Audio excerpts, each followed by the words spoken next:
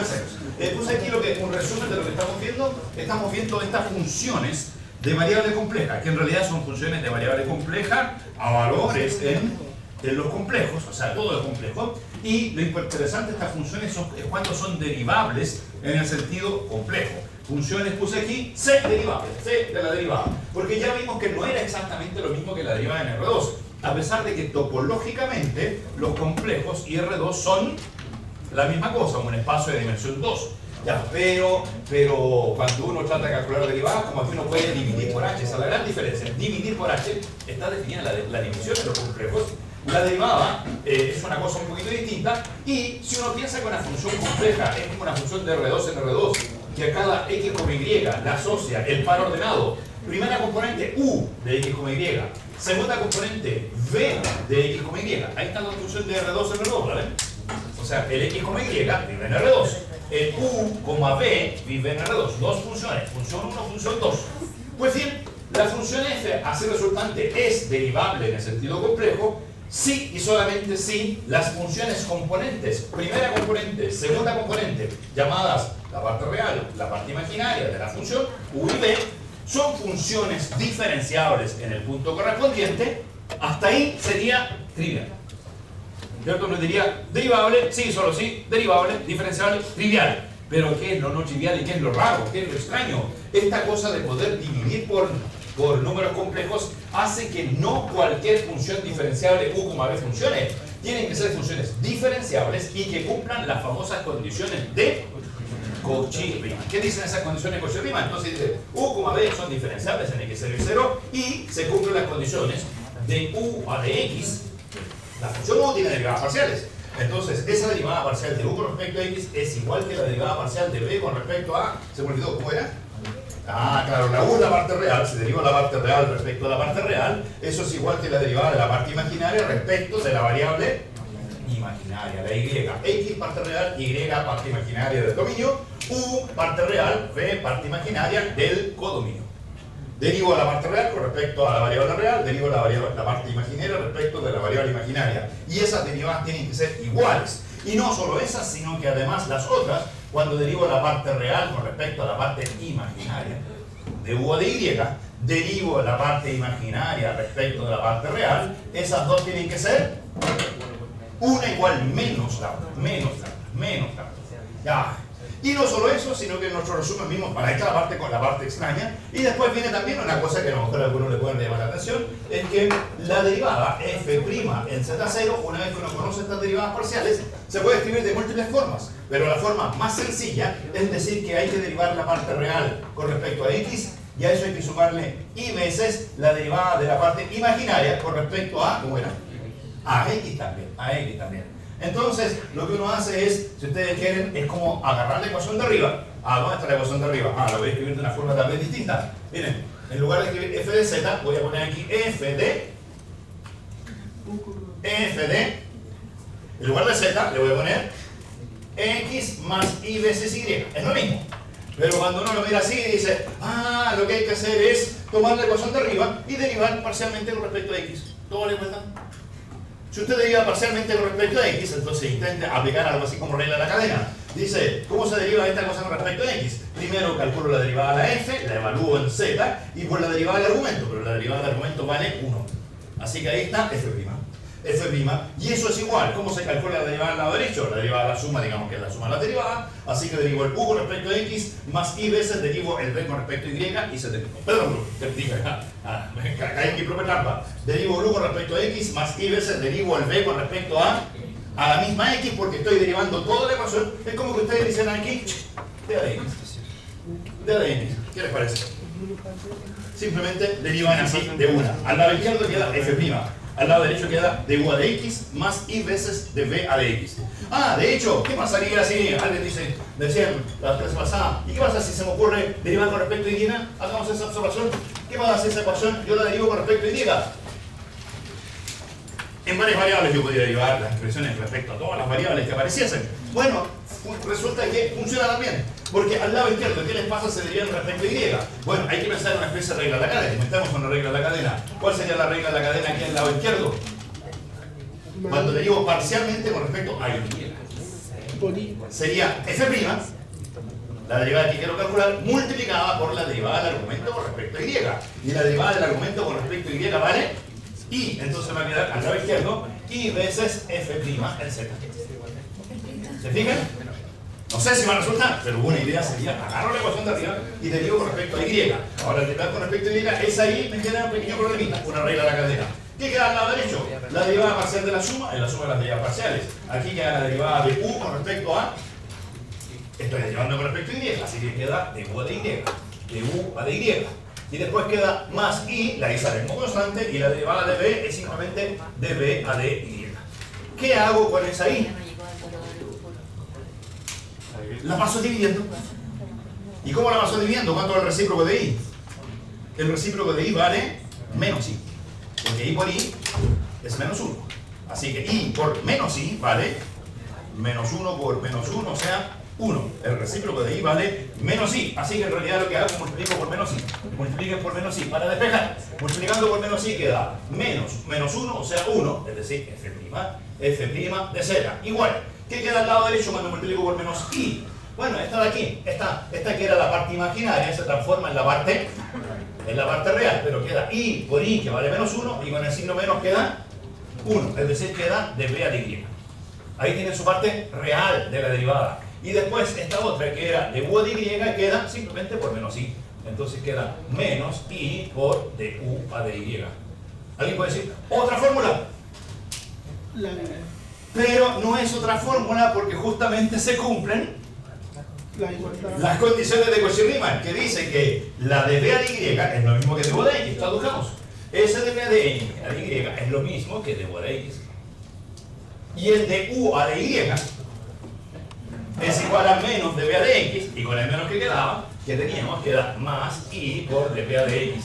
Entonces, ya ahí ustedes pueden elegir cómo calculan la derivada de la f, una vez que saben que la f es diferenciable. Derivan parcialmente con respecto a x o derivan parcialmente con respecto a y, pero cuando lo hacen con respecto a y hay que tener cuidado con quién. ¿Dónde me podría equivocar al derivar con respecto a y?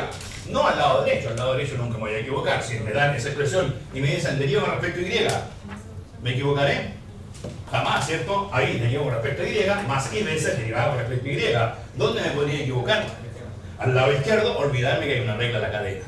Queda f' por i, y ese i hay que pasarlo dividiendo, y ahí, claro, se produce la magia para que todo sea lo mismo. Ahora, ¿qué les parece? ¿Más fácil derivar con respecto a y o con respecto a x? Claramente es más fácil derivar con respecto a x porque no hay i que salga. ¿Se fijan? Al derivar con respecto a x sale al tiro aquí f' por 1, f' de u a de x, de b de x, y esa es exactamente la fórmula. Qué cosa más sencilla. Ya, algunas observaciones de todo. Todo aquí ya lo vimos en la clase pasada, pero algunas observaciones. Si quieren, algunas proposiciones. Proposición número 1, porque ahora la gran pregunta es saber qué funciones son derivables. Bueno, antes de seguir una definición, ¿qué funciones son derivables? Y no solo en un punto, me interesa que sean derivables en un conjunto. Así que hagamos aquí una definición para que podamos hablar de esos términos. Digamos que si f es diferenciable continuamente, o sea, complejamente diferenciable, le voy a poner c diferenciable. C diferenciable para todo z que vive en un cierto dominio D, o sea, es diferenciable no solo en un punto, sino que en un conjunto, diferenciable en todos los puntos del conjunto D. Y típicamente en todo esto uno pide que el D sea abierto, donde D es un abierto. Casi siempre uno habla de funciones diferenciables en un abierto. Si no, habría que hablar del diferencial en el, ¿se acuerdan la cosa horrible de los ejercicios anteriores? Habría que calcular la derivada en el, cuando no era abierto. Cuando no era abierto había que trabajar en el abierto más grande que estaba metido dentro, que se llamaba el interior del conjunto. Pero si el conjunto es abierto, me ahorro esos problemas. Entonces, ahorremos los problemas, digamos que D es abierto. Si una función es diferenciable en forma continua en cualquier punto de un abierto, se dice que es holomorfa. Se dice que f es holomorfa. Holomorfa en ese dominio D. Una función es holomorfa cuando es continua, es derivable según la definición de variable compleja en todos los puntos del dominio D. Ya, entonces antes de seguir con el ejemplo, porque mis funciones van a ser... la clase pasada, ¿qué funciones derivamos? Z cuadrado. ¿Cuánto nos dio la derivada de Z cuadrado? 2Z. ¿Para qué valor de Z? Para todos Z los complejos. La función Z cuadrado es holomorfa en C. También derivamos la función 1 partido por Z, ¿cierto? Sí, ¿cuánto nos dio la derivada de 1 partido por Z? Menos 1 partido por Z cuadrado, igual que el primer año. Y esa es holomorfa en todos los complejos, salvo el origen. El origen, 1 partido por Z, no se puede dividir por 0. 1 partido por Z cuadrado, no se puede dividir por 0. O sea, la derivada existe en todas partes, salvo en el origen. ¿Alguien le viene a esta broma? Sí, pues. ¿Por qué cosas diferenciables, ser diferenciales y no ser derivables? Es lo mismo derivables diferenciales cuando esta definición. Te fijas que aquí dice es derivable sí, solo si la u y la b son diferenciables en el sentido de varias variables, así que de ser derivables diferenciables en este caso da lo mismo. Este sí, solo sí me autoriza a usar las dos notaciones. Bueno, cuando es derivable diferenciable en todas partes, entonces decimos que es holomorfa. Y las propiedades son que Cauchy-Riemann se puede ver de distintas formas. Propiedades. Primero, digamos que mi f es derivable en todas partes de un dominio. Se cumple Cauchy-Riemann. Si se cumple Cauchy-Riemann y uno combina estas cosas, si las funciones u y b, tienen segundas derivadas, son de clase C2. Ahora, en principio tienen que ser de clase C1, diferenciables, ¿cierto? Pero si son de clase C2 y puedo calcular dos derivadas, entonces Cauchy-Riemann podemos demostrar que el laplaciano de la función u y el laplaciano de la función b son ambos iguales y esos laplacianos ambos valen 0. ¿Se acuerdan de lo que era el laplaciano? La divergencia del gradiente. La divergencia del gradiente para u vale 0, la divergencia del gradiente para b vale 0. O sea, dicho de otro modo, cuando usted se inventa funciones complejas y pone algo aquí en la parte real y algo en la parte imaginaria, y usted quiere que el resultado sea una función derivable en el sentido complejo, la u y la b no pueden ser cualquier cosa. La u y la b, o sea, alguien podría decir, la u puede ser cualquier cosa y la b me las arreglo para que se cumpla Cauchy-Riemann.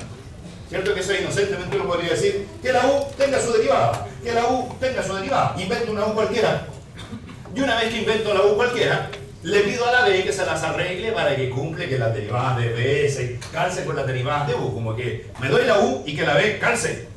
Pues bien, la u no puede ser cualquiera. La u tiene que tener laplaciano igual 0. La divergencia de su gradiente tiene que ser 0. Veamos la demostración al tiro. Es bien fácil. Demostración. Porque, ¿qué significa el laplaciano? Calculamos el laplaciano de u. Es la segunda derivada de u con respecto a x más la segunda derivada de u con respecto a y. Perfecto. Pero usemos Cauchy-Riemann. Entonces, esto es dA de x de la derivada de u de x. Después la otra es dA de y de la derivada de u con respecto a y. Pero pasemos a la variable b. ¿Cuánto valen esas cosas? Igual. La primera es dA de x, ¿de cuánto? Otra forma de escribir el de u de x es dB de y. Entonces, esta es una, cuando usted lo ve así, dice, esta es una derivada cruzada. Ese de 2u de x2 es un dA de x, dA de y. ¿Se acuerdan de las derivadas cruzadas? ¿Conocen teoremas de derivadas cruzadas? Que las derivadas cruzadas son independientes, son la misma independiente del orden en el cual se calculan esas derivadas cruzadas. X primero, y segundo, o x, y primero, x segundo. O sea, el orden da lo mismo para la derivada. Bueno, aquí es, primero derivo con respecto a y, después derivo con respecto a x. Más, pero esta otra, ¿qué dice la otra? ¿Cuánto vale de u a de y? Menos de b. Vale menos de b a de x. Entonces aquí queda más de a de y de menos de b a de x. O sea, esta otra derivada también es una derivada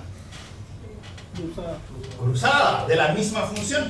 Se fijan, es la derivada cruzada de b en el orden yx. Y aquí la derivada cruzada de b en el orden xy. Y por el teorema de Schwarz, esas dos derivadas son iguales. Pero si son iguales, esto da dos veces. No da dos veces. ¿Por qué? Porque hay un signo menos. El signo menos sale fuera y en realidad esas dos derivadas cruzadas se están no sumando, sino que se están restando y esa resta obviamente vale 0. Laplaciano de u igual 0. U no es cualquier cosa. Siempre que tenga funciones derivables en el sentido complejo, la componente real es una función con laplaciano igual a 0. Ah, no se habían dado cuenta de eso. Por ejemplo, la vez anterior habíamos dicho que la función z al cuadrado, ¿cómo era la función z al cuadrado? Era, ¿cuál es la parte real? X cuadrado menos y cuadrado. ¿Cuál es la parte imaginaria? 2i x por y.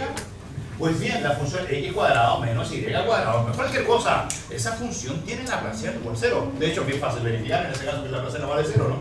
¿Cuánto vale la segunda derivada con respecto a x? 2. ¿Cuánto vale la segunda derivada con respecto a y? Menos 2, por el signo menos. Y la suma, 0. Ahora, si alguien dijera, oye, me gusta la función con el signo más, la embarraron al tiro.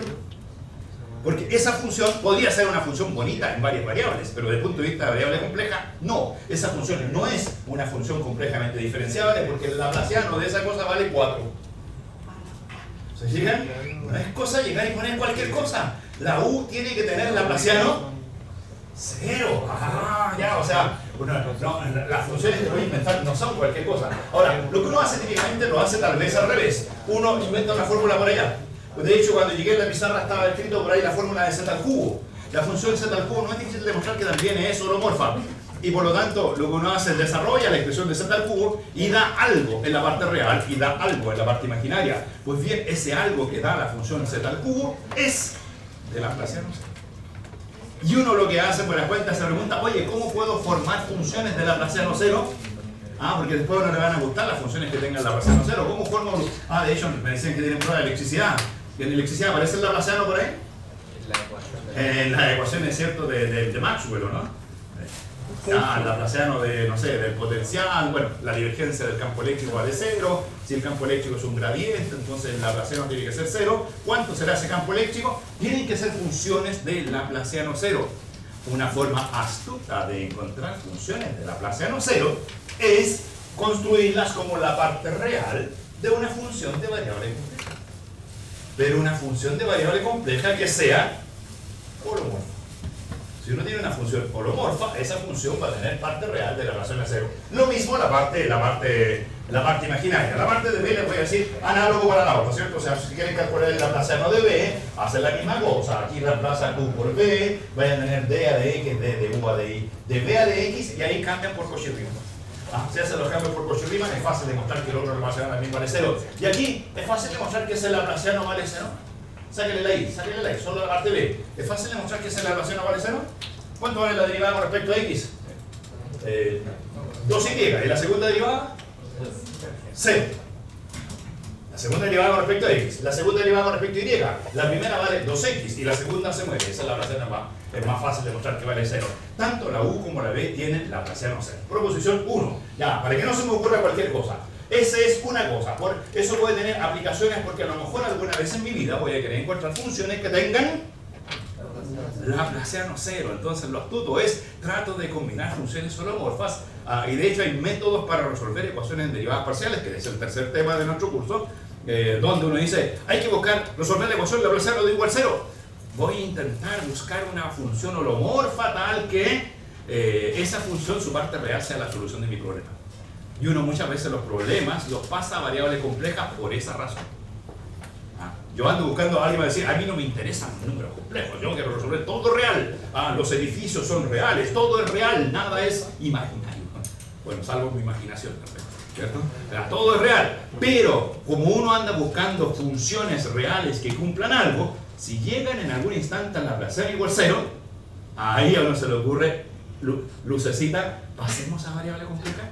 Escribamos el problema en variable compleja y yo sé que las partes reales o las partes imaginarias, bueno, normalmente uno piensa en la parte real porque está pensando en que todo es real, le interesa más la U que la B, entonces es una función que tenga la laplaciano. Ya, y segunda propiedad que también es útil en algunos ejercicios es la siguiente: si la función es holomorfa, ni siquiera necesito que la U y la B sean de clase C2, entonces holomorfa, voy a poner aquí la hipótesis si quieren, holomorfa implica que el gradiente de la función U y el gradiente de la función B son ortogonales entre sí. La función U tiene gradiente, la función B tiene gradiente y los gradientes son ortogonales. Porque, claro, miren, demostración, es cosa de mirar bien la condición.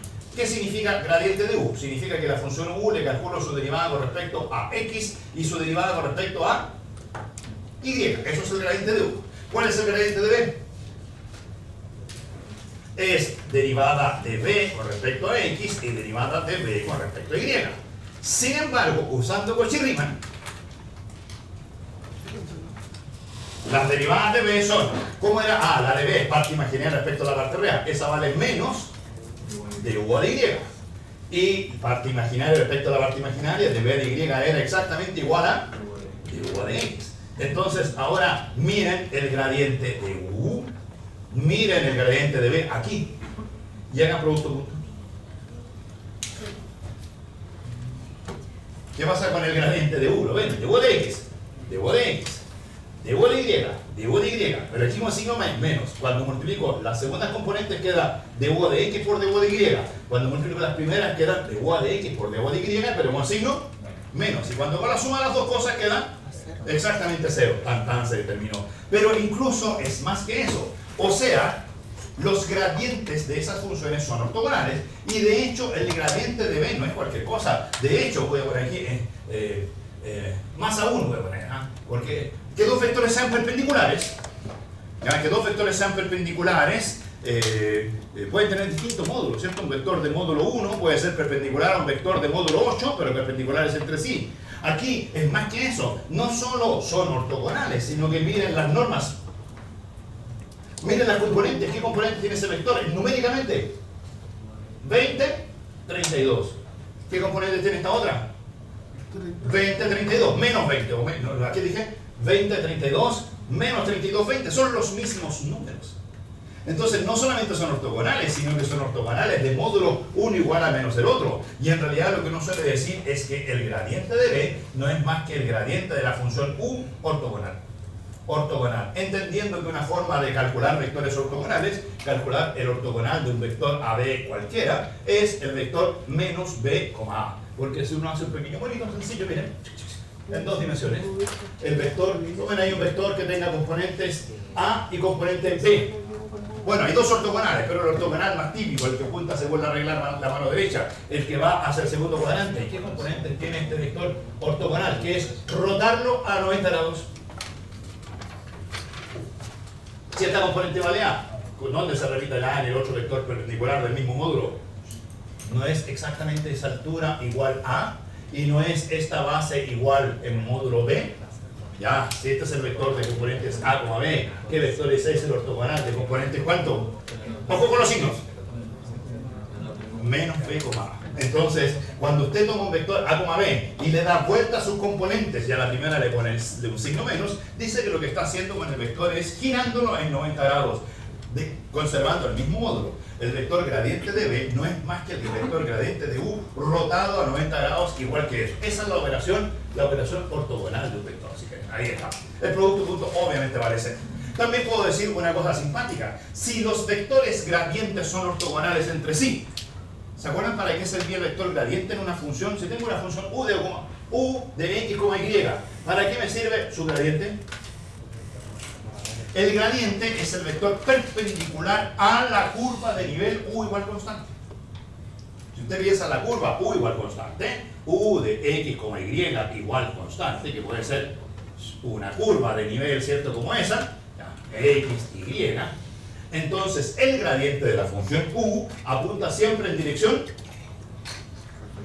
perpendicular a esa curva de nivel. Pues bien, la función u tiene curvas de nivel. La función b también tiene curvas de nivel. Si usted piensa qué es el gradiente de b, el gradiente de b es un vector que es perpendicular a la curva de nivel b de x, y igual constante. Ya, entonces, la b también tiene curvas de nivel. No la voy a dibujar todavía. Pero, por ejemplo, aquí, ya, el gradiente de u es perpendicular a la curva de nivel u. El gradiente de b es perpendicular a la curva de nivel b. Hagamos una pequeña transitividad. Y los dos gradientes entre sí son ortogonales. ¿Cómo son esas dos curvas de nivel entonces? La primera curva de nivel es ortogonal a ese gradiente. La segunda curva de nivel no se hace a onda punta, pero es ortogonal al otro gradiente. Pero resulta que los dos gradientes son mutuamente ortogonales. Entonces, una curva de nivel es paralela a un gradiente, la otra curva de nivel es paralela al otro gradiente, y lo interesante es que las curvas de niveles son entre sí ortogonales, perpendiculares. Las curvas de nivel u igual constante y b igual constante, si usted grafica u de x, y igual constante y grafica b de x, y igual constante, y de hecho cambia las constantes, la función u tiene a. Bueno, hagamos un dibujo un poquito más simpático. Aquí, por ejemplo, ahí tengo una u y una b. ¿Sabe lo que significa b igual constante? ¿Qué es b igual constante? 2x por y igual constante. La ecuación x por y igual constante. ¿Qué es eso?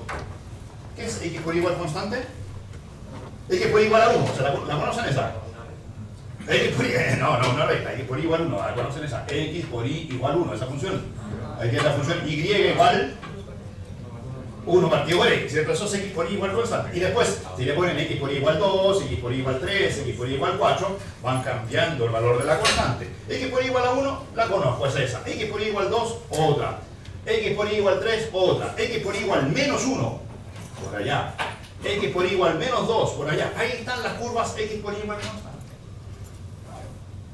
Y después las otras, que son las curvas x cuadrado menos y cuadrado igual constante. ¿Se acuerdan de qué era? Ya no sé, mucha información. 1. Esa igual 1, esa es una hipérbola que partía por aquí en el 1,0, tenía asíntotas oblicuas a 45 grados, se llamaba hipérbola equilátera y tenía un gráfico así. ¿Qué es lo que hemos demostrado sin saber nada de geometría analítica?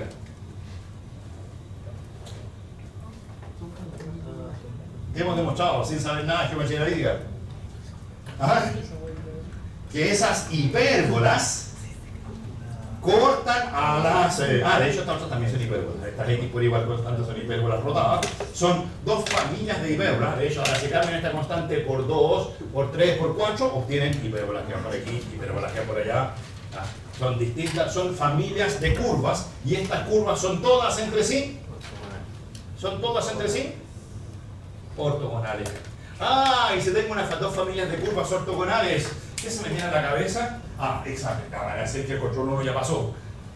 En el control 1, ¿cuándo las familias eran ortogonales? ¿Cuándo habían familias de curvas ortogonales? Unas curvas, yo le calculaba el vector tangente, ¿se acuerdan? A un vector tangente lo llamaba U gorro. A otro vector tangente lo llamaba, a otras curvas las llamaba V gorro. Y otras las llamaba doble gorro, en R3. Bueno, aquí está solo el R2. Pero la versión R2 de eso, ¿qué eran?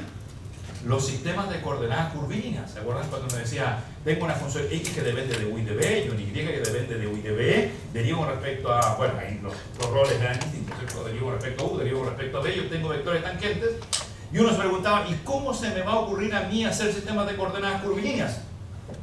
Se me ocurren polares y esféricas, y cartesianas. Oye, pero no existe otro sistema de coordenadas curvilíneas en el mundo, las polares, así las esféricas y las cartesianas, pero otro más. En realidad, cuando uno encuentra familias de curvas ortogonales como las de aquí, se les puede ocurrir una coordenada de tal forma que para encontrar la posición de un punto, yo diga cuánto vale este producto.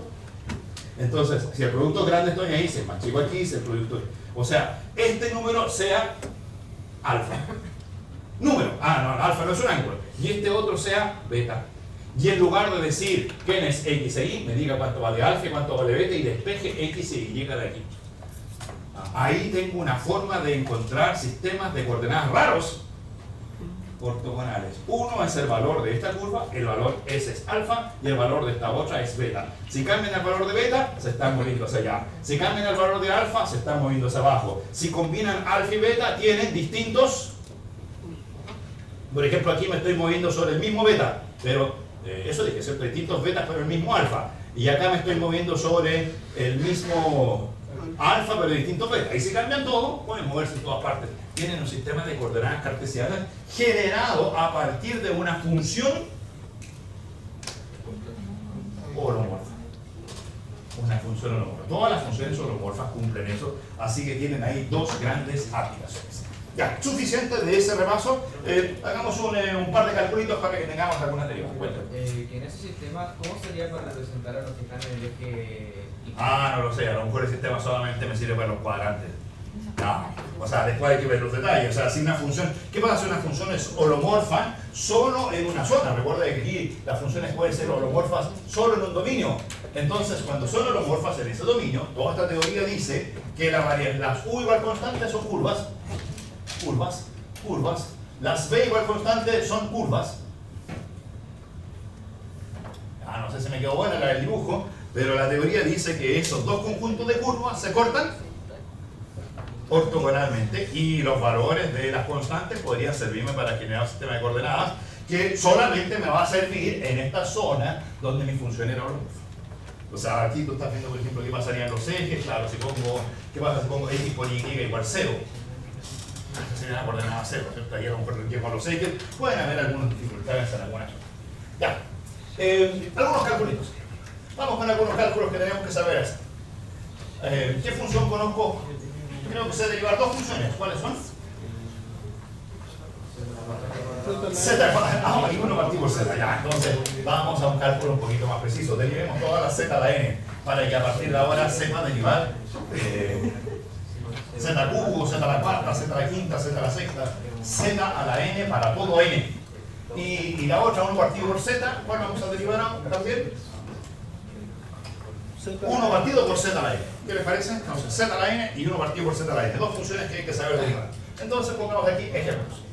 Ejemplo. Primer ejemplo, la función f de z igual z elevado a la n, donde n es un natural distinto de z. Ya, z a la 1, la derivada de z a la 1 creo que es fácil. Es 1. La derivada de z cuadrado, fácil, 2z. La derivada de z a la n. ¿Qué sospechan ustedes? ¿Cuánto va a ser la derivada de z a la n? N por z a la n menos 1. Lo vamos a hacer por definición. Calculemos el límite cuando h tiende a 0 de f de z más h menos f de z partido por h, recordando que estamos viviendo en un cuerpo. Los complejos son un cuerpo y por lo tanto puedo hacer muchas operaciones bien conocidas. ¿Qué límite se hay que calcular? Límite cuando h tiende a 0. ¿Qué es f de z más h? Bueno, es z más h elevado a la n. ¿Qué es f de z? Es z elevado a la n, partido todo por h. ¿Cómo lo puedo hacer? Posibilidad número 1, usar binomio de Newton. ¿Qué les parece? Z más h a la n. ¿Se cumplirá el binomio de Newton con los complejos? Bueno, sí, porque son puras conmutaciones y cosas así. Ahora, en principio, el binomio de Newton es una herramienta demasiado poderosa para estos problemas tan ridículos. Yo lo que diría que, como está el z más h a la n menos el mismo z a la n, lo más razonable es usar factorización de diferencia de potencias. Por ejemplo, la suma por diferencia, z cubo, o sea, a cubo menos b cubo, a la cuarta menos b a la cuarta, todas esas factorizaciones las sabemos, ¿cierto? A ver, díganme alguna de ellas. Por ejemplo, ¿cómo se factoriza? Hagamos una sencilla. A la cuarta menos b a la cuarta. ¿Eso se factoriza cómo? A menos b. No, la factorización sencilla, que sirve para todo n. Por ejemplo, si pusiera a la 15 menos b a la 15. Es a menos b por una suma de términos. ¿Cuáles son los términos que tengo que poner aquí para que me dé a la cuarta? Tengo que partir con a al cubo. Pero cuando pongo a al cubo, se sigan desarrollando. A por a al cubo da a la cuarta. Pero hay un parásito. ¿Qué parásito aparece? Menos b por a cubo. ¿Cómo me deshago del menos b por a cubo? Entonces a esto le sumo b por a cuadrado. Porque cuando sumo, de hecho, no los voy a conmutar, me voy a poner aquí, a cuadrado por b. ¿Por qué? Porque cuando multiplico el a cuadrado por b con ese a, me va a dar un a cubo por b que se va a ir con el menos a cubo por b anterior. Pero aparece un nuevo parásito. ¿Cuál es el nuevo parásito que aparece? El a cuadrado b cuadrado. Entonces ese, voy a decir, le sumo más a b cuadrado. Y obviamente ese a cuadrado b cuadrado se simplifica con el anterior. Aparece un nuevo parásito que es a por b cubo. Entonces aquí le pongo más b al cubo, a por b cubo lo simplifica y queda sobrando el parásito menos b a la cuarta, que en realidad no es un parásito porque el menos b a la cuarta es lo que yo quería que diera ser final. Entonces, en realidad la factorización de todas las potencias es bien fácil. Siempre es a menos b factor de una suma de términos donde están todas las potencias de a desde una menos, ¿cierto? Si quería la cuarta de poner cubo, y empieza la potencia cubo, 2, 1, 3, 2, 1, 0. Y las potencias de B son 0, 1, 2, 3. Y en realidad con eso es muy fácil demostrar que se eliminan todos los parásitos. Y la demostración de que la fórmula es correcta, ¿cómo se hace? Agarran el lado derecho, distribuyen todos contra todos, usan las propiedades de cuerpo, se simplifican todos los términos y queda exactamente el lado izquierdo. No se necesita el orden. Y dado que no se necesita el orden, esa fórmula que era válida en los reales también es válida en los complejos. Ya, así que aquí miren, tengo A es Z más H, B es Z. Así que inmediatamente escribo, queda A menos B. ¿Cuánto queda A menos B? H. ¿Cierto? Z más H menos Z es H. O sea, este término de aquí, estamos listos. Este de aquí era Z más H a la N menos Z a la N. ¿Qué quedó? Acá afuera quedó Z más H menos Z. O sea, H. Perfecto. Que está muy bueno porque ese H se va a ir con el denominador. Así que, chac, chac, te fuiste. ¿Y quién quedó? Ah, queda toda esa suma. Que parte en Z más H elevado a la cuánto. Primer sumando. Estoy factorizando A a la N menos Z a la N. Entonces el primer sumando que queda en esta factorización es A menos B, factor de A elevado a la, ¿cuál es el primero? N menos 1, que en este caso Z más H a la N menos 1. Después viene Z más H a la N menos 2 y ese multiplicado por Z. Después es las potencias de Z más H van decreciendo hasta que en un instante llegan a la potencia Z más H elevado a la 1. Y cuando ese va elevado a la 1 está multiplicado por Z elevado a la... A ver si les gusta. Es bien simétrico. Es bien simétrico. Cuando está el A cubo con nada, el B cubo con nada. El A cuadrado por B. El B cuadrado por A. ¿Cuál es la clave? ¿Cuál es la clave? Que la suma de los exponentes siempre vale lo mismo. Entonces, una es un factor, va disminuyendo su potencia y el otro va aumentando para que la suma sea la misma. Ya, así que la contaron. Z elevado a cuánto? A la n menos 2, igual que ese, a la n menos 2. Más el término libre que es z elevado a la n menos 1. ¿Listo? ¿Cuánto vale el límite de toda esa cosa? Bastante sencillo, como h tiende a 0. ¿Y se fue? Los límites, el límite de la suma es la suma de los límites. Este límite del primer sumando, se cae un rojo, un rojo más simpático todavía. ¿Cuál es el límite de ese primer sumando cuando h tiende a 0? Z elevado a la n menos 1. ¿Cuál es el límite del segundo sumando cuando h tiende a 0? Z a la n menos 2 por z, o sea, z a la n menos 1. ¿Cuál es el límite del penúltimo sumando? Z por z a la n menos 2, z a la n menos 1. ¿Cuál es el límite del último sumando? Ni siquiera hay h. Z a la n menos 1. O sea, el límite vale z a la n menos 1, pero ¿cuántas veces? ¿Cuántas veces? Ya, hay que contar, son exactamente n veces, ¿cierto? Son las potencias de z que quita z a la 1, z a la 2 hasta z a la n menos 1, más el z a la 0 son n términos. Así que ese límite vale n veces z elevado a la n menos 1. Derivada que no sorprende a nadie, porque en cálculo, primer año, uno sabía que la derivada de x a la n valía n por x elevado a la n menos 1. Perfecto, primer ejercicio. Segundo ejercicio, ejercicio 2, la función 1 partido por z, la función f de z igual z elevado a la menos n, donde n natural distinto de z. 1 partido por z, 1 partido por z cuadrado, 1 partido por z cubo, 1 partido por z elevado a la menos n cualquiera, 1 partido por z elevado a la n cualquiera. Ya, sospecha, ¿cuánto vale la derivada? Al ojo.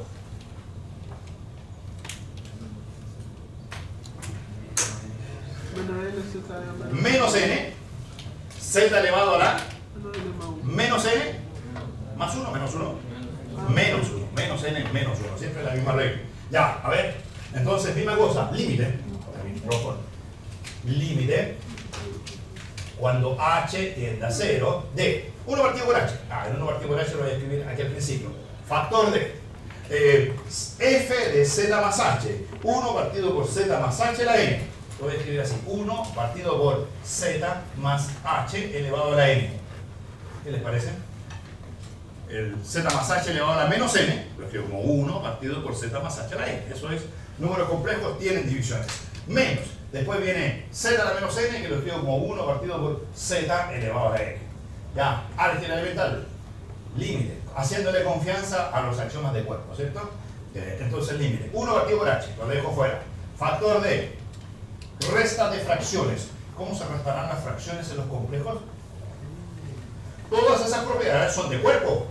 Así que las fracciones en los complejos se restan igual que en los reales, ¿cierto? Simplemente en lugar de x pongo z. Así que ¿cuál es el denominador común? Multiplico los denominadores. Z más h a la n por z a la n. Ahí está. Z más h elevado a la n multiplicado por z elevado a la n. ¿Qué queda en el numerador? Numerador de la primera fracción. Z a la n. Ese de ahí es fácil, ¿cierto? Z a la n. Numerador de la segunda fracción. Z más h elevado a la n. Y cuando veo ese resultado digo, estamos listos. ¿Por qué razón estamos listos? Porque ese límite ya lo hemos calculado. Miren, el denominador es fácil. ¿A cuánto tiende el puro denominador? Z a la 2n, ¿cierto? Aquí veo un z más h que tiende a z, a la n tiende a z a la n. El z a la n no tiene h, así que tengo z a la n por z a la n. Z a la 2n. Y la otra fracción que quedó, que es la complicada, creo que la tenemos.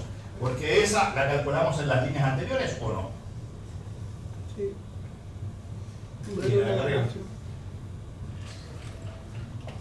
¿No es exactamente lo mismo o no? No. Es casi lo mismo. ¿Qué es lo que la única diferencia? Un signo menos, ¿cierto? Entonces el límite vale menos lo de arriba. Entonces ese límite. Todo es álgebra de número complejo simplemente, así que ese límite vale igual. Ya. El denominador, z a la 2n, z elevado a la 2n. Ese es más o menos fácil.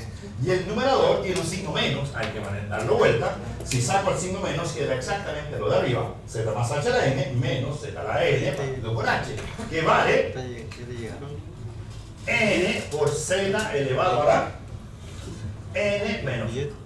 Ya, así que queda menos n, factor común. ¿Se fijan? S menos n quedó allá afuera. Y el z queda elevado a la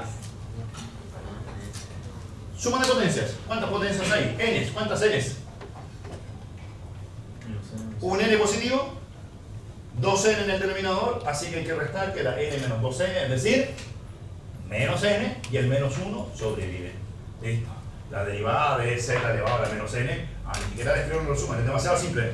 La derivada de 1 partido por z al elevado a la n es menos n por z elevado a la menos n menos 1. Es la misma fórmula de los números reales. Así que las potencias pienso que estarían absolutamente listas. Creo que con eso, listo.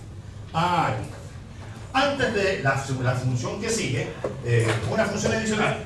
Un pequeño comentario todavía de complejos. ¿Qué más se me dice en la clase pasada? La notación polar. Casi se me olvida de nuevo hoy día. ¿Cuál es la notación polar de los complejos? Es usar coordenadas polares para describir los elementos de R2, ¿cierto? Ya. Entonces, hagamos un par de observaciones sobre la notación polar y después les veo un ejemplo 3. Ejemplo 3 al final está.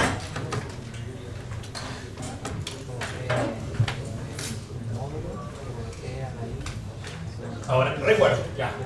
Pueden dormir un ratito si esto lo recuerdan. Recuerdo, la notación polar. ¿Cuál era esa notación? No sé hasta dónde llegaron con la notación polar. Yo voy a hacer notación polar elemental, sin hacer más cosas que las que sé. Bueno, los jueves también saben así que saben más que lo que vamos a escribir aquí.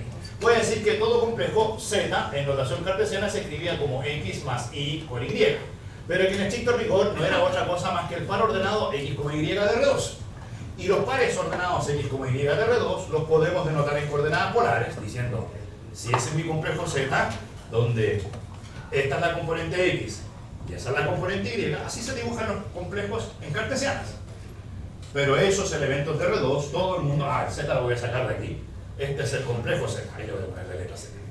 Entonces, rápidamente uno dice, si yo mido la distancia del origen hasta el extremo, y a esa distancia le llamo ρ, distancia del origen a un punto final, y mido este ángulo de acá abajo, θ, entonces ese complejo también lo puedo escribir de la forma, que voy a escribir acá abajo, ese mismo complejo, digo que X vale Rho coseno de teta. Rho coseno de teta.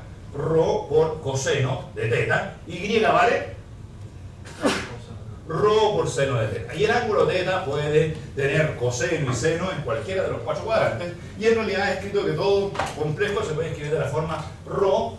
Me faltó algo. Me faltó la i, ¿cierto? Componente compleja. Rho, factor de coseno de teta más i veces seno de teta. ¿Dónde qué cosa es rho? Rho es la distancia de origen, ¿cierto? Rho es distancia de origen. Bueno, suele decir módulo de z. ¿Y qué es teta? Teta es el ángulo medido desde el eje polar, ¿cierto? El eje de las X, si quieres, hacia el complejo teta. Entonces, ese se suele llamar argumento de z. Argumento con minúscula. Argumento de z. Ahí, bueno, en las notaciones hay algunos que las cambian. Eso se llama argumento del complejo z con minúsculas. ¿Ustedes escriben todo igual, mayúsculas y minúsculas, o hacen la diferencia? Ya. Si no hacen la diferencia, tienen que ahí ponerle una observación. Esta función argumento de z con letra minúscula no va a ser lo mismo que la notación argumento de z con a mayúscula. ¿Por qué razón? Porque el argumento z tiene una pequeña dificultad. ¿Qué es el rho? La distancia del origen hasta z. Ese rho se puede calcular en forma perfecta. ¿Cómo se calcula rho? Si rho es el módulo de z, se calcula como la raíz cuadrada de x cuadrado más y cuadrado. Perfecto. ¿Y cuánto vale teta? Teta es más difícil. Teta es mejor decir, dibujo el complejo z y mido el ángulo teta. ¿Por qué me complica? Porque me gustaría decir que la tangente de teta es y partido por x. Podría decir que teta será el cotangente de y partido por x. Pero ahí me entrampo rápidamente y quedo solamente limitado a ángulos teta que viven en el primer y segundo cuadrante. Y en realidad el ángulo teta puede ir más allá, puede ir al tercer cuadrante, al cuarto cuadrante. Entonces digamos que el ángulo teta simplemente uno lo dibuja y lo extrae directamente. Pero lo que uno sabe hacer es lo siguiente. Si usted cambia el ángulo teta, lo cambia por el ángulo teta más 2k pi, si le suma múltiplos de pi al ángulo teta, ¿qué complejo se genera? Bueno, como es coseno de teta, seno de teta, si al teta le suman 2k pi, coseno es periódica de periodo 2pi, seno es periódica de periodo 2pi. Y en realidad este ángulo teta, alguien lo puede calcular como un ángulo entre 0 y 2pi, alguien lo puede calcular si le suman 2pi como un ángulo mayor que 2pi, entre 2pi y 4pi, etc. O sea, en estricto rigor, el arg de z no es único. No es único. No es único. De hecho, hay algunos que, bueno, si se quieren complicar la vida, pueden decir que arg z minúscula es como una especie de multifunción. Se dan un complejo y dicen arg z minúscula vale pi cuartos más 2pi, pi cuartos más 4pi, pi cuartos más 8pi, etc. O pi cuartos menos 2pi. O sea, infinitos ángulos que corresponden a ese complejo. La función arg z minúscula es multívoca, tiene muchos valores posibles. Para que sea una verdadera función unívoca, lo que hay que hacer es fijar ese ángulo en un cierto rango. ¿Ya? Entonces, la convención es la función arg. Miren, me apareció justo el lápiz rojo. ¿Ven el lápiz rojo? Ya, no, si no lo ven, voy a escribir aquí de nuevo. Arg, pero con rojo-negro, ya. La diferencia con la anterior es que es una A mayúscula. Uno suele usar el arg mayúscula para lo que sigue. Arg z es un ángulo teta que permite escribir ese complejo z, pero es un ángulo teta que vive solo en el intervalo. Hay que restringirla. Entonces, hay varias posibilidades. Hay algunos, de hecho dicen que los ingenieros, aquí cuidado, los pelambres los ingenieros la restringen entre 0 y 2pi. Los ingenieros trabajan de 0 a 2pi. Y cuando se dan la vuelta, vuelve a valer 0, vuelve a valer pi cuartos, hasta 2pi. O sea, los ángulos viven entre 0 y 2pi. Pero eso genera una dificultad adicional matemáticamente, porque esa función definida entre 0 y 2pi de los ingenieros, si ustedes van recorriendo puntos del plano complejo y se van preguntando ¿cuánto vale el arg? Vale 0, vale pi cuartos, vale pi medio, vale esto, vale cada pi, vale prácticamente 2pi, y siguen avanzando, la función varía bruscamente de 2pi a 0. Y si varía bruscamente de 2 pi a 0, ¿cómo se llama eso matemáticamente? Cuando una función varía bruscamente de un valor alto a un valor bajo. Es una discontinuidad. Y esa discontinuidad de dicha función aparece en la parte positiva del eje de los reales, donde están los números reales. Y la función arcz sería una función discontinua en la parte positiva de los reales. Y resulta que la parte positiva real de los complejos son los números reales típicos. A uno no le gusta que las cosas sean discontinuas en esa zona. Entonces el truco es trasladar la discontinuidad al otro lado. Y uno la traslada al otro lado, simplemente diciendo que el arc z no vive entre 0 y 2pi, sino que vive entre menos pi y pi. Y con eso esa discontinuidad quedó relegada a la parte negativa del eje. Entonces, el arc z es un ángulo θ que vive entre menos pi y pi cerrado. Cerrado en pi, abierto en menos pi. Entonces, si ustedes lo grafican, pueden decir, miren, aquí el arc z vale 0 en toda esta zona. Aquí el arc z vale pi medios en esta zona. Cuando están llegando a puntos como ese, aquí el arc z vale pi menos épsilon. Si se sigue moviendo sobre el eje negativo, el arc z vale pi. Pero si pasan del otro lado, el arc z vale... No pueden poner pi más épsilon, tienen que venir del otro lado y decir, aquí el arc z vale 0, aquí en esta zona el arc z vale menos pi medios, ¿se fijan? Entonces, toda esta zona de aquí funciona bastante bien. Positivo hacia allá, negativo hacia acá. Negativo, negativo. Y cuando voy por acá, por aquí, casi llegando a ese eje, aquí, casi me equivoco. ¿Qué le voy a poner? ¿Qué le voy a poner? ¿Se dieron cuenta de lo que borré?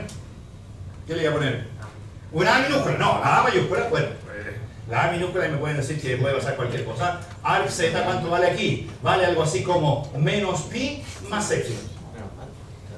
¿Cierto? Pero es un poquitito más grande que menos pi, vale creciendo. Y cuando llegan a ese punto donde van a llegar a menos pi, la función arc z hace un cambio brusco de menos pi a pi, y por lo tanto la función arc z tiene una discontinuidad en toda esta zona. Es una función discontinua en todo ese eje. En esa zona, la voy a graficar aquí, la función es discontinua.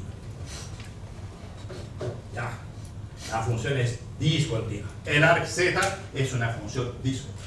¿Qué les parece? Ya.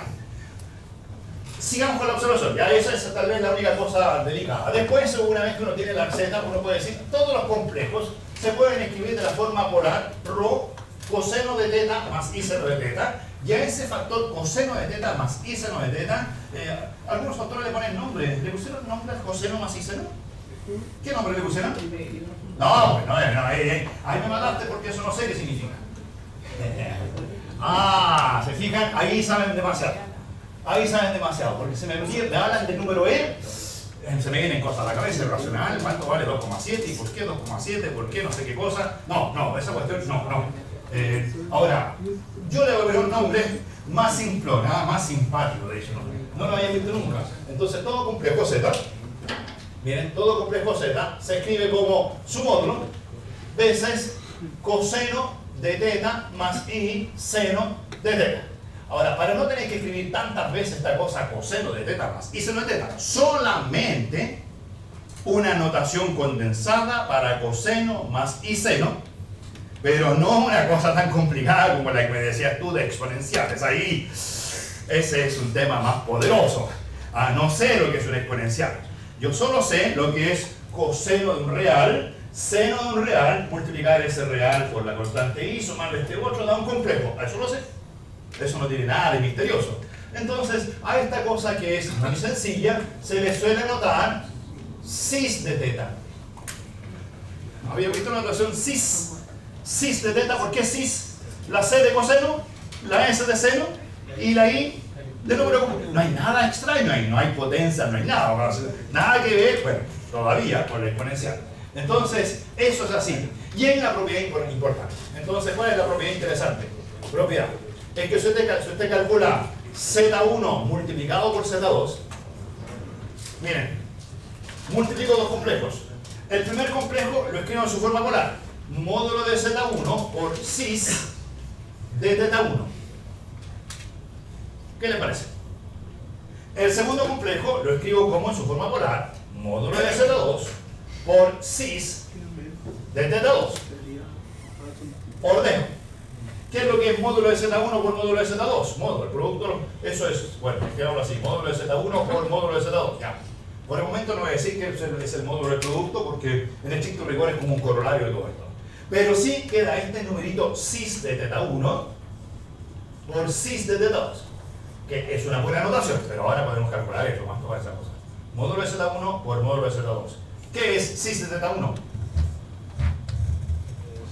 La traducción, ¿cierto? Simplemente aquí me estaba ahorrando trabajo. Era coseno de θ1 más i veces seno de θ1. ¿Qué es cis de θ2? Coseno de θ2 más i veces seno de θ2. Nada raro. Y ahora utilizo mi álgebra de números complejos que dice, yo sé multiplicar esos dos complejos. ¿Cómo se multiplican esos dos complejos? El resultado tiene parte real, tiene parte imaginaria. ¿Cuál es la parte real? Real por real menos imaginaria por imaginaria, ¿cierto? Que es como echarnos a pelear todos contra todos, recordando que i por i vale menos 1. Entonces la parte real queda coseno de θ1, ya, dígame, coseno de θ1 por coseno de θ2, que viene después, menos seno de θ1, seno de θ2. ¿Horrible? ¿O bonito? Es un poco horrible, pero también es un poco bonito. Porque conocemos una fórmula de niños, ¿cierto? Que decía que coseno menos seno era el coseno de la suma. Coseno de la suma. Así que quedó un poquito horrible, pero en realidad quedó justo para que dé coseno de la suma. Ya. Más i veces el otro. I veces. Más i veces el otro. Lo voy a poner aquí entre corchetes. ¿I veces cuánto? ¿Cuáles son los i? Ahí está, esa i. Seno de θ1 por, ayúdeme. I, seno de θ1 por coseno de θ2. Seno de θ1. Coseno de θ2. Y después más, el otro que tiene ahí es i seno de θ2 por coseno de θ1. Seno de θ2 por coseno de θ1. Ya, también quedó horrible, pero también me acuerdo en mi colegio, ¿cierto? Mi primer año, mi primer semestre, donde decía que aquí me quedó la fórmula del coseno de la suma, y allá quedó el seno de la suma. Así que en realidad esta cosa vale módulo de Z1 por módulo de Z2 por cis. θ1 más θ2. θ1 más θ2. O sea, multiplicar dos números complejos significa formarlo, escribiendo en forma polar es muy sencilla, se multiplican los módulos y se queda coseno más i veces seno del ángulo. El argumento del producto es la suma de los argumentos si es que uno piensa en argumento minúscula. Si uno piensa en argumento mayúscula, no se cumple esa cosa de que se fijan, o sea, si este ángulo es θ1 más θ2, si el θ1 fuese pi y el θ2 fuese pi, ¿cuánto queda θ1 más θ2? 2pi, pero si están pensando en hablar de la función arg mayúscula, ese ángulo es 0. Porque ese ángulo 2pi tienen que llevarlo al intervalo menos pi sumando cada 2kpi. Entonces el arg mayúscula del producto no es la suma de los arg mayúscula, es la suma de los arg mayúscula más menos 2kpi. Donde ese más menos 2kpi es el que arregla para que el resultado siga estando en el intervalo menos pi. Ya, pero no importa, lo interesante es que es un modo complejo y aquí salen varios corolarios, ¿cierto? Primero que esta notación es muy simpática porque los argumentos simplemente casi se suman. Y segundo que quedó aquí el módulo del complejo, entonces aquí sale inmediatamente, o sea, el módulo del complejo Z1 por Z2 es simplemente el producto de los módulos. Propiedad que de hecho creo que usé la clase pasada, usamos la clase pasada, porque se supone que esto lo hicieron en álgebra, ¿cierto? Sí. O en álgebra hicieron con exponenciales. Cuando uno dice que son exponenciales, como que ahí mata todo, porque como que ahí uno usa algo que no ha definido y después como que es casi como que esta propiedad pasa a ser un axioma. En cambio que esta propiedad es una verdadera propiedad, simplemente una notación polar que la modifiqué un poquito y dio esa propiedad. Me empieza a acercar a esa exponencial y uno empieza después a visualizar, oh, por aquí está metida la función exponencial, pero la vamos a descubrir completamente. Hasta el momento no existe función exponencial. Y segundo, por ejemplo, ¿qué pasa si θ 1 igual menos θ 2? Si θ 1 igual menos θ 2, por ejemplo, si multiplico z por su conjugado, ¿cierto? O sea, la otra propiedad que sale de aquí, que si multiplico z por su conjugado, entonces en el complejo z el ángulo vale θ, en el conjugado el ángulo vale menos θ, así que aquí queda cis de 0 y cis de 0 vale 1. Y queda el producto de los módulos, o sea, cuando multiplica z por z conjugado, propiedad que también usamos creo en la clase pasada, eso es el módulo de z al cuadrado. Salen como corolarios de esa notación. Ya, fin de la notación polar. Notación polar, pues, los que se sabían todo esto, despierten a compañeros porque ahora viene el verdadero cálculo. Volvemos a nuestras... ¿Qué estábamos viendo? Se me olvidó. Esto era repaso de álgebra de nuevo, ¿cierto? Como notación polar. Y ahora volvamos a nuestras... ¿Qué estábamos viendo? Las funciones que son holomorfas. Ah, ese es nuestro tema. ¿Cuáles son las funciones holomorfas? Entonces ahora les puedo dar el tercer ejemplo de función holomorfa. Tercer ejemplo importante de función holomorfa. Ahora, por el momento va a ser como un ejemplo nada más, pero a ver si alcanzamos, si logro borrar esto. Se me cansó el brazo derecho, pero estoy borrando con el izquierdo. Ya me recuperé. Bueno, no tanto. Entonces, ejemplo 3. Ejemplo 3. La función siguiente. F de z. Bueno, siempre mi notación es que el z es x más y. ¿Cierto? Entonces tiene una parte real. ¿Cuál es la parte real? Es e a la x coseno de y.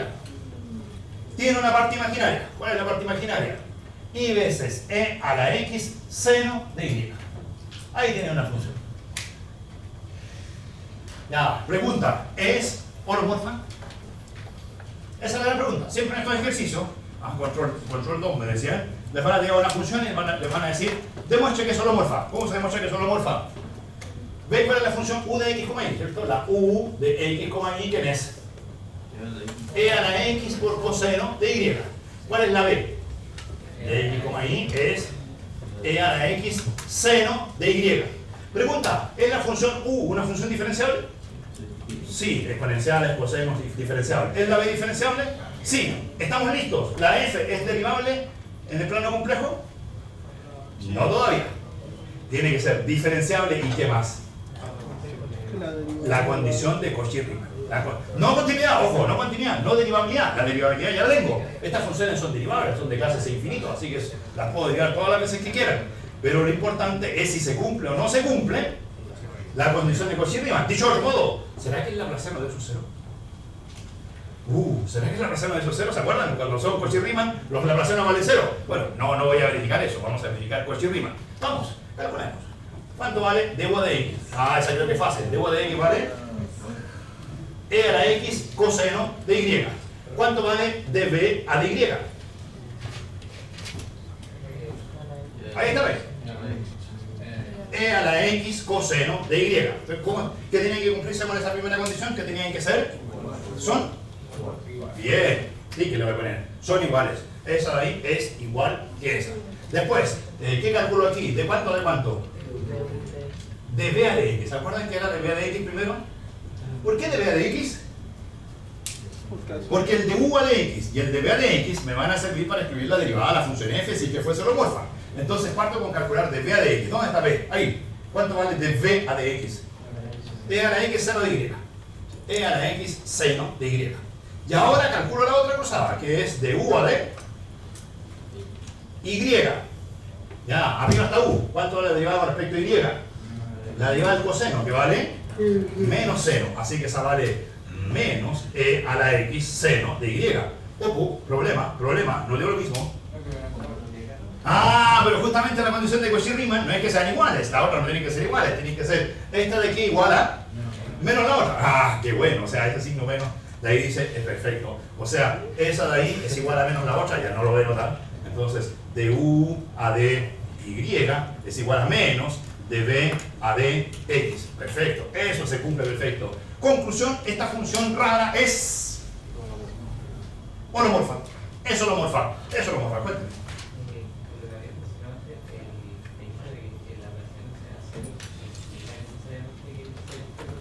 No. No, porque si yo me doy una función u que tiene la Laplaciano 0, suponte no sé, una función sencilla, 1 ya. No, esa no, esa es muy sencilla. X. Ya, esa es más fácil. Esa tiene la Laplaciano 0. Y si digo, entonces ahora defino f de x más iz más y igual x más 0 por y. La primera componente tiene la Laplaciano 0, pero no se cumple Cauchy-Riemann, porque de u a dx tiene que ser igual a db a dy. Entonces, si una tiene la Laplaciano 0, bueno, a lo mejor ahí ¿qué se les ocurriría? Más y. Ah, pero esa es la función de identidad, claro, sí, esa es holomorfa. Ya, entonces, no basta con que un Laplaciano sea 0, no basta con que el otro Laplaciano sea 0. Tiene que además cumplirse una coherencia, y esa coherencia no es Laplaciano igual 0. Esa coherencia se llama Cauchy-Riemann. Ya, el Laplaciano igual 0 es una consecuencia de Cauchy-Riemann. Ya, entonces esta función sí es holomorfa en todas partes. ¿Y cuánto vale su derivada?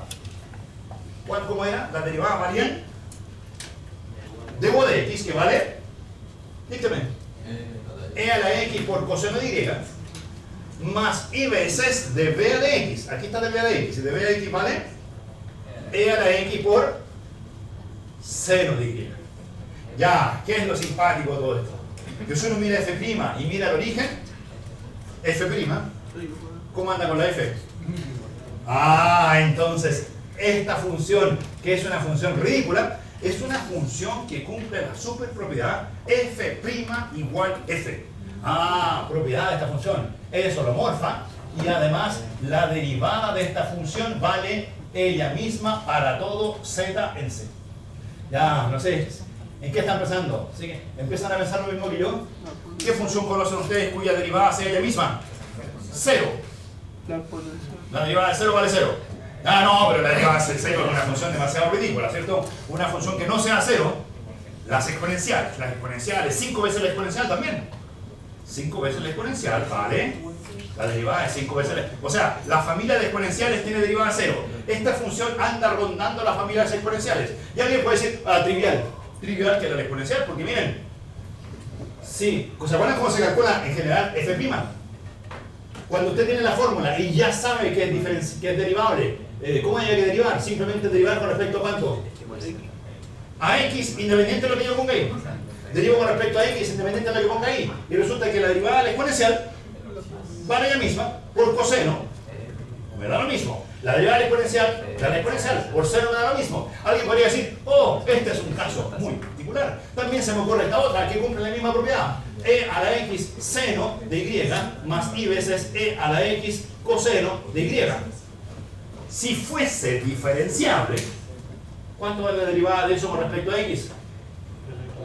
La misma. ¿Cuánto vale la derivada de esa con respecto a x? La misma. O sea, ¿cuánto valdría la derivada de toda esta función con respecto a z? Ella misma. Pero esta de acá tiene una gracia distinta a la de arriba. Esta no cumple, Cauchy. Porque como tal, ya, entonces... Bueno, pero en principio no se dice, bueno, pero podría formar otra, ¿cierto? E a la x multiplicado por logaritmo de y, no sé. Porque cuando derivo respecto a x, lo único importante es que esa función tiene derivada igual a ella misma. O sea, uno podría decir, oh, esto no es una gran propiedad. Esta es una propiedad, pero no está todo concentrado. Bueno, la segunda propiedad interesante es la siguiente, miren. Propiedad 2. Calcúlense f de z1 más z2.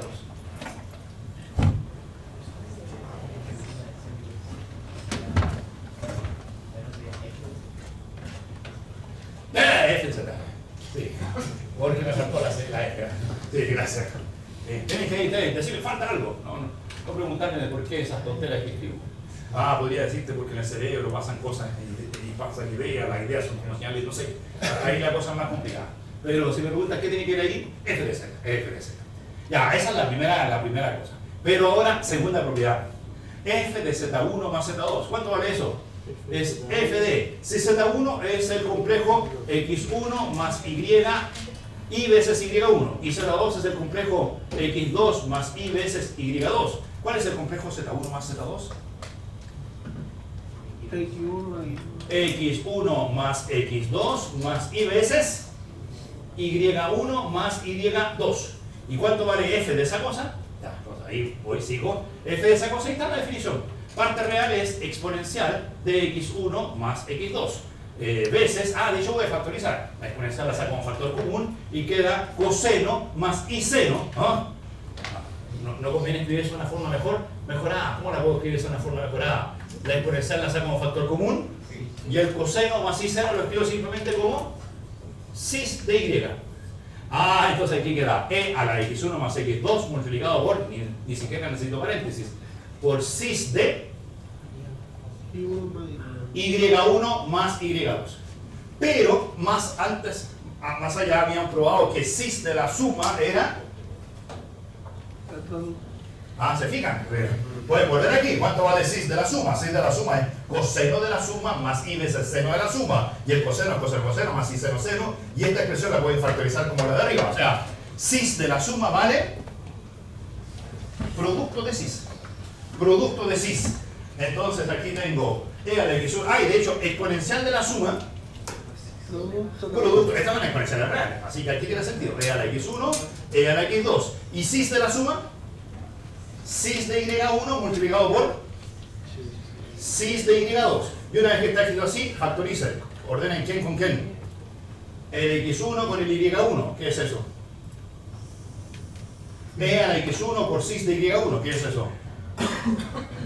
Eso es f de z1. Porque f de z es e a la x por cis de y. Aquí es e a la x1 por cis de y1. S con S. ¿Y qué es el e a la x2 por cis de y2? F de z2. O sea, esta función cumple derivada de ella igual a ella misma. Y además, cuando aplico esta función a la suma, f de la suma es el producto de las f. Se empieza a parecer más a quién? A la famosa exponencial. Y además, tercera propiedad, propiedad 3.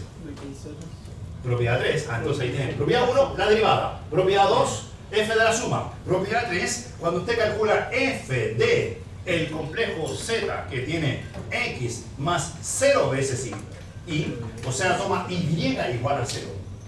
Es decir, calcula f de un número real puro. ¿Ya? O sea, componente y 0. ¿Cuánto queda? Y igual a 0. Si y igual a 0, ¿cuánto vale su seno? 0. ¿Cuánto vale su coseno? 1, así que se muere ese término, queda e a la x. E a la x. Entonces, esta función tiene tres propiedades. Tiene, entonces pongan aquí en la super observación. Observación. Esta función holomorfa, cosa importante, holomorfa, tiene las mismas propiedades.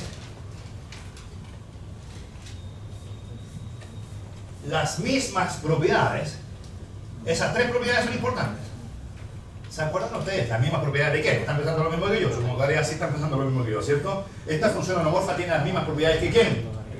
Que la función exponencial en R. ¿Se acuerdan ustedes lo que es la función exponencial en R, cierto? ¿Se acuerdan que se definía como el límite de una sucesión? Pero que al final lo único importante de la exponencial eran dos propiedades. Una que se llamaba la identidad fundamental y otra que se llamaba la desigualdad fundamental. Así era. La exponencial tenía una identidad fundamental. ¿Cuál es la identidad fundamental de la exponencial? Que la exponencial de la suma era el producto de exponenciales. Eso en exponencial se llama la identidad fundamental de la exponencial. Y la desigualdad fundamental, la desigualdad fundamental era más complicada. Era que la exponencial de x era mayor o igual que 1 más x. Esa era la desigualdad fundamental. Ahora, de esa desigualdad fundamental, lo importante es que uno llega a ese famoso límite cuando x tiende a 0, donde aparece exponencial de x menos 1 partido por x y demuestra que ese límite vale 1. Ese sale por sándwich de la desigualdad fundamental. Y una vez que uno tiene ese límite, se puede olvidar de la desigualdad fundamental porque uno dice que todo sale de ahí. Y eso de ahí no es más que la derivada de la exponencial en el origen. Y cuando uno quiere calcular la derivada de la exponencial fuera del origen, cuando uno quiere calcular límite de la exponencial de x más h menos exponencial de x partido por h, usa la propiedad, la identidad fundamental que dice que la exponencial de la suma es el producto de las exponenciales. Entonces esa suma no la escribe así, sino que la escribe como exponencial de x multiplicado por exponencial de h, y la exponencial de x sale como factor común y queda exponencial de h menos 1 partido por h, que es el límite que salió de la desigualdad fundamental. Es decir, sale la propiedad que dice que la derivada de la exponencial es la propia exponencial. Entonces la exponencial tiene dos grandes propiedades. Propiedad número 1, la identidad fundamental. Propiedad número 2, la desigualdad fundamental, que al final se puede resumir en la derivada de ella. ¿Cierto? Y supongo que en ecuaciones diferenciales probaron que la única función que tiene por derivada de ella misma, real de variable real, que vale 1 en el origen, es la exponencial. ¿Cierto? Entonces es una función no trivial que cumple esas dos grandes propiedades. Y esta de aquí en los complejos tiene las mismas propiedades que la exponencial real. Y además coincide con la exponencial real en este caso particular. Si uno esta función la evalúa en la recta de los reales, ¿cierto? Tiene las mismas propiedades que la exponencial y coincide con ella. Coincide con ella. NR.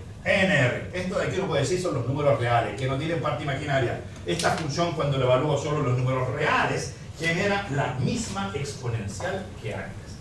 Entonces, dicho todo eso, uno podría decir que esta función es una extensión holomorfa de la exponencial a todo el plano complejo.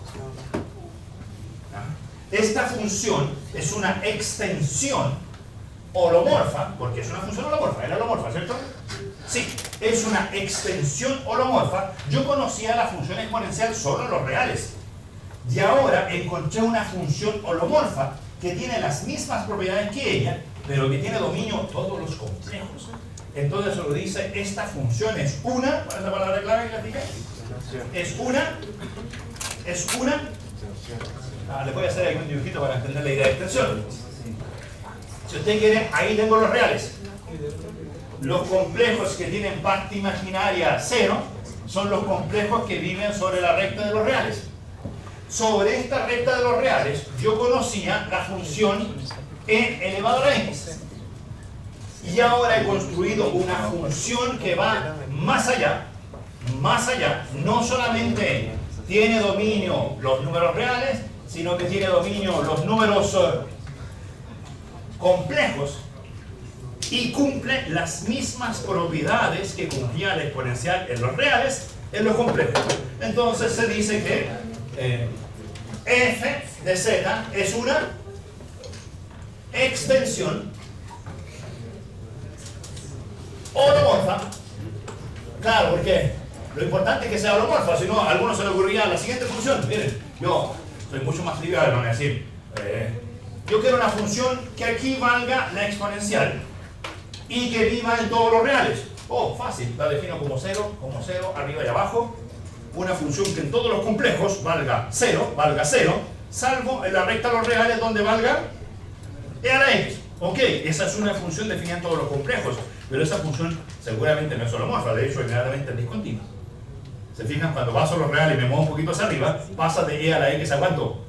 A 0. Entonces claramente es discontinua. No, esta es una extensión mucho más simpática. Es una extensión holomorfa de e a la x a todo c. A todo c. Ya, pero obviamente que la pregunta que a uno le gustaría saber es, ¿será la única? ¿Será la única? Esa es la pregunta que me interesa atacar. ¿Será la única función holomorfa que coincide con la exponencial en la recta de los reales y cumple las mismas propiedades que la exponencial? Ya, entonces para eso, pongamos aquí, veamos. Esa pregunta no es trivial. pero la vamos a responder juntos. ¿Nos queda tiempo? 8 minutos. Ya, 8 minutos para responder esa pregunta. Digamos que, miren, tengo una función f grande. No la misma de aquí. Otra. Una f grande, que es holomorfa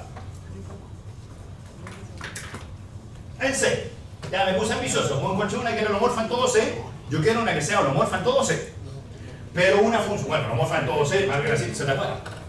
No, pero una función holomorfa en todo C que cumpla propiedades como la como la exponencial, que cumpla que f de z1 más z2 valga ¿cuánto? El producto. F de z1 por f de z2. ¿Cierto? Que cumpla eso. Que sea una función holomorfa tal que su derivada, f' de z valga f de z. Y por último, sí, si le pongo solo eso, creo que inmediatamente alguien me va a decir, fácil, función f igual 0. La f igual 0 es holomorfa. F de la suma vale 0. Producto de los f vale 0. La derivada de 0 vale 0. No, pero yo quiero una función que cumpla que f de la suma es producto, que la derivada sea ella misma, y además, cuando yo esta función f la evalúe en los complejos de la forma x más 0 veces y, eso me dé exactamente la vieja exponencial, para que sea una extensión. Para todo hay que ser. Para todo hay que ser. Entonces pregunta, ¿existirá otra función que cumpla eso? Y lo que vamos a demostrar es que la respuesta es no hay otra. Ahora, la forma de demostrarlo es calculándola, diciéndola, a ver, no, yo la voy a encontrar. Yo voy a encontrar esa otra función. Voy a encontrar todas las funciones que cumplan eso. ¿Seremos capaces? Entonces, miren, si yo quiero una función que cumpla eso, primera observación. A ver, veamos. Primera observación. Si f de la suma es producto de los f's, ¿cuánto debería valer f de x más y veces y? Ese complejo z más y veces y lo puedo mirar perfectamente como la suma de los complejos.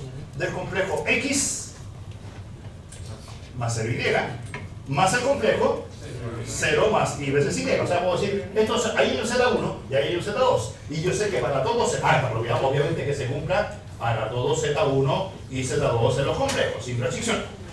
Ya, entonces eso es así. ¿Cuánto debería ser f de x más y por y? Debería ser f de x multiplicado por f de y veces y. ¿Lo ven? Simplemente porque f de la suma tiene que ser producto de los f's. Y después, fíjense que lo simpático es que aquí me quedó f de x con x real. Igual que dice la última propiedad, que cuando el x es real, ¿cuánto vale f de x? Exponencial. Así que esta función tiene que ser e elevado a la x multiplicado por f de y veces y. De hecho, creo que hay una primera parte que está demostrada. Que de hecho se habían dado cuenta ustedes que tenía que ser así, ¿cierto?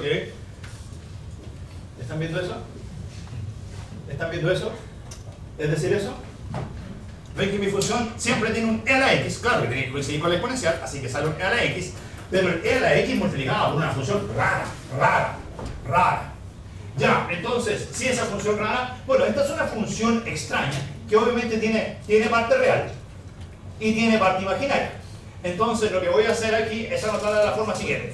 E a la x factor de esta f de y veces y solo depende de y.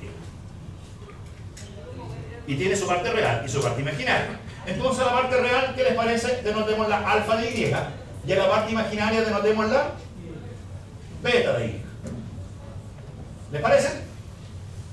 Entonces, esta función f grande tiene que ser una función donde la parte real vale e a la x alfa de y y la parte imaginaria vale e a la x beta de y.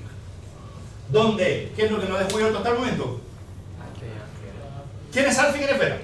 Ahora, si miro la otra pizarra, me van a decir, oye, es fácil, el alfa vale coseno de y, el beta vale seno de y, pero por el momento eso no lo hemos echado. El alfa y el beta pueden ser cualquier cosa. Ya, pero sabemos que la primera, ahora volvamos sobre esto. A ti ya te usé. A ti también te usé. Esta no la he usado. Pero antes de usar esa, vamos a usar lo de arriba. La función esta f grande tiene que ser holomorfa. Y si tiene que ser holomorfa, ¿qué tiene que cumplir? Cauchy-Riemann. Ya, entonces vamos al tiro con Cauchy-Riemann. Segunda observación. ¿Qué dice Cauchy-Riemann? Dice que la derivada de esa función con respecto a x, que vale, deriven, así al tiro. ¿Cuánto es la derivada de esa con respecto a x? E a la x alfa de y. Esa derivada tiene que ser igual a la derivada de la segunda componente respecto de y. Y esa derivada vale e a la x por beta prima de y. Y esto para todo x y para todo y en R, ¿cierto? Porque x más y era un complejo cualquiera. Ya, si eso es verdad para todo x y para todo y, ¿qué simplifica el tiro? A la exponencial. ¿Y qué queda? Queda que la función alfa y beta no son cualquier cosa. La derivada de la función beta tiene que ser la función alfa para todo y en R.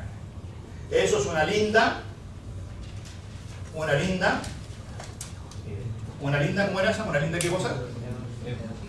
Una ecuación diferencial, ¿cierto? Una ecuación diferencial. Esa es una condición de Cauchy Riemann. ¿Cuál es la otra? La otra es que cuando derivo esto con respecto a y, ¿cuánto es la derivada de esa con respecto a y? E a la x por alfa prima. Segunda condición, e a la x por alfa prima de y tiene que ser igual a menos, que no se me olvide el signo menos. La derivada de esa con respecto a y tiene que ser menos la derivada de esta otra con respecto a x, o sea, e a la x beta. ¿Quién se va ahora? La e a la x. ¿Qué queda como ecuación diferencial ordinaria? Alfa prima de y igual menos beta t. Ah, las funciones alfa y beta no sé quiénes son, puede ser cualquiera, pero la derivada de la beta tiene que ser alfa. La derivada de alfa tiene que ser menos beta. Ya, entonces, ¿qué le falta cuando hablan de ecuaciones diferenciales? ¿Qué es lo que le falta? Siempre una EDO para tener solución única. Las condiciones iniciales. ¿Cómo son dos ecuaciones? Dos condiciones iniciales. ¿Cuánto vale alfa de 0 y cuánto vale beta de 0? ¿De dónde la vamos a sacar? Ah, bueno, creo que usamos esa de arriba, ya la usamos. Esa ni siquiera la usamos. Esa última, ticket. ¿Cuánto vale si se evalúan estas funciones en el complejo x más 0 por y? Evalúen en el complejo x más z por y. ¿Qué queda en ese caso? Ya, ahí. ¿Puedo dejar así de borrado?